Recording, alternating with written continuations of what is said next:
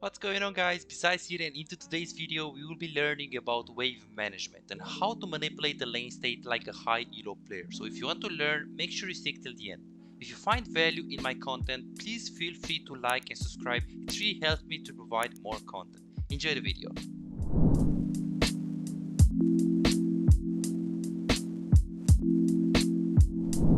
Alrighty, so the first rule that we need to respect when we play League of Legends and we want to manage the waves really well is that you want to look to make sure you push. You want to look to make sure you get priority. And we're going to be analyzing right now one of example of that game of that I played right here.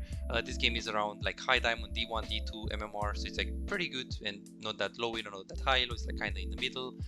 So I basically end up being in the laning phase, and the moment I actually go into the laning phase, we can see that since this is super high elo, Thresh really knows what he's doing, so he immediately went on the wave. So it's really important for him to understand that whether you are playing mid or top or just AD carry, it's extremely important for you to push the lane and get prior, because if you get prior and you get level advantage, and even if you don't get level advantage, you can just zone by maintaining a bigger wave on your side. So this is what we're going to do. Basically, I immediately start the W and I immediately push. We can see that since his diamond elo, high diamond elo around master tier as well, the Xayah also tries to contest and push and push and push. So we're just going on the minions a lot. So I'm hitting, and we can see that because I did that, because I actually established this minion wave advantage. We have 3 minions and they do have 2 minions. We are able to actually zone on them extremely well. So this is super important. So you guys can do it on mid, you guys can do it on top as well. So I established the wave instantly on my side. And right now, because this guy actually misses the hook, the Xayah is instantly looking to contest the wave, because she was like, oh, this if you just pushed me, I just need to give up. I need to play safe. But because of the Thresh actually just misses the hook, right now she's able to regain priority, regain the push, try to actually push the wave extremely hard, and she's pushing really fast. The moment when I see that, I instantly double, because I know that this is a battle for who is going to win the lane. The one that is going to push is going to have an easier chance to win the lane. So this is basically what we're trying to do right now, hitting the wave and hitting the wave and hitting the wave and hitting the wave. Thresh is hitting the wave like a maniac as well. I'm hitting the wave really hard. We can see that I was trying to ping him a little bit as well, and right now there we go, they are zoned, they can't really do too much.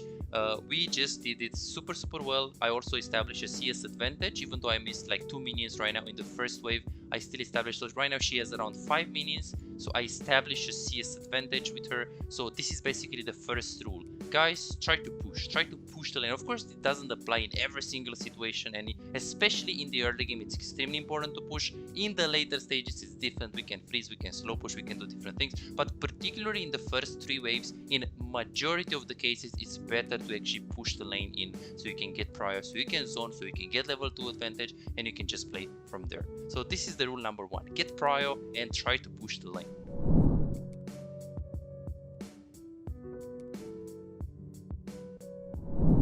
So going up onto the next tip, so we can see that they actually try to walk up on us, because right now they do have the wave advantage. We actually go for a hook, we actually end up losing this trade because we both get rooted, and we can see it's something that I do, and something that many players do it as well. So after we lose the push right here, Xayah is smart enough to actually walk up on us, and she's trying to really go on us, because she knows that she has an advantage. Right now she tried to cleanse, and even after she cleansed, they do have the minions advantage, and they know that they can bully us, they can poke us, they can go on us. So immediately when I see this, and I'm like, okay, I'm screwed right here. I need to regain priority, I need to regain the push, and there is no way I do it if I don't use my W on the wave. So what I do is that I instantly ping the Thresh to walk up, like, hey bro, be confident, because we're going to lose this lane if you're not. And after I do it, I'm also like walking up and I'm hitting the wave. So some of you think that if you're pinging, so the people are not going to listen, but if you're also pinging, and as you're pinging, you are walking up, you're initiating, you're like going forward, you're trying to play forward as you're pinging, they will, most of the cases, they will follow you. And we can see that after I ping right here, the Thresh is immediately trying to go on the wave and trying to really help me, and I'm trying to get prior. I'm pinging him, but remember that I'm not pinging him to like spam ping him, or not just pinging him like 2 times. This Xayah does a really beautiful job. We can see that she pokes me really well right here. So that's beautiful what she does. The Yumi also pokes me extremely well. So we get the push. So even though after we already pushed in, because this is a decent situation. I do have one potion running, I do have one more potion going on. They actually pushed us, and I know that if I get pushed in, the lane is over. The lane is completely over anyways. So my bet is basically to try to regain the push. So the second tip is try to always ping and communicate with your teammates if you want to let's say push out the wave or regain priority. On mid lane, it can also work on top lane if your jungle is around you and you want to crush a wave, you want to push a wave into the tower. But especially on support, communicating on bot lane with the support is extremely important. So this is the rule number 2. Ping your support and make sure he knows what you're doing. Ping your jungle if that's the case, and make sure the guy knows that you want to crush, the guy knows that he wants to help you, and make sure you encourage him by pinging accordingly and not spam pinging.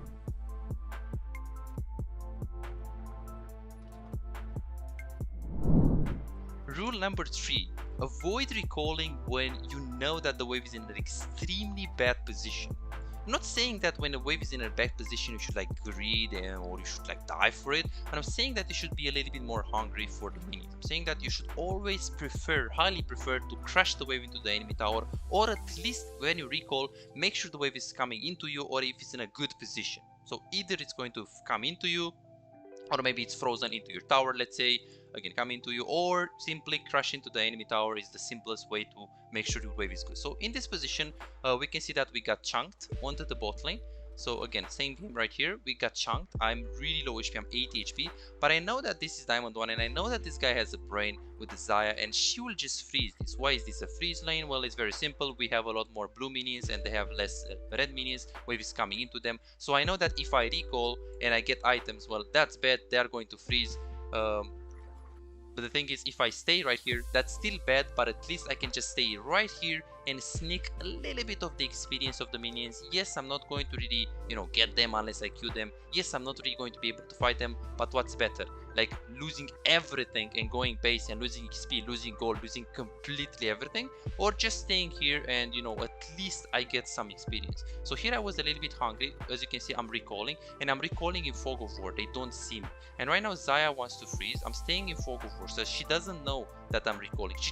She assumes that I'm recalling because I was low. So what I'm doing right here is that I'm fake recalling. This is another strategy that super high elo players do. They fake recall. So right now I'm making her think that I want to recall, because she doesn't. Right now she only sees the trash, and she knows that, oh, this Sivir has to, she had to be recalling because she was low HP.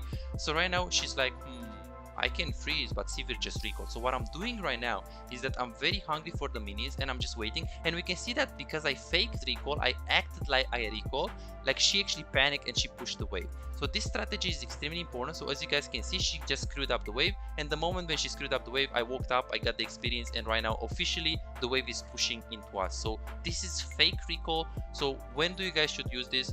You guys should use this when you know that you have enough HP to take the minions, and you know that you have not enough gold to buy something reliable in base. Obviously, if you have like 1 HP and you know you're going to die if you stay, just recall. But usually, if you can be hungry for another wave, then you should stay. Especially if the wave is in a really bad position, and we know that my wave was coming into them and they could have just frozen into the enemy tower, and of course that's just a horrible position. So I decided to stay. I decided to just sneak in Fog of War, hide in Fog of War, made her think that I recall. I fake recall. She actually got the bait. She tried to push the wave, and right now I'm actually getting access to all of the minions. So you guys should be a little bit more hungry for the minions. Again, that doesn't mean that if you're like 1 HP or 10 HP you stay in the lane. No, you just recall even though you don't have enough gold to buy anything. But usually if you can stay for one more wave, usually, and you don't have enough gold, then you can definitely stay and just play from there.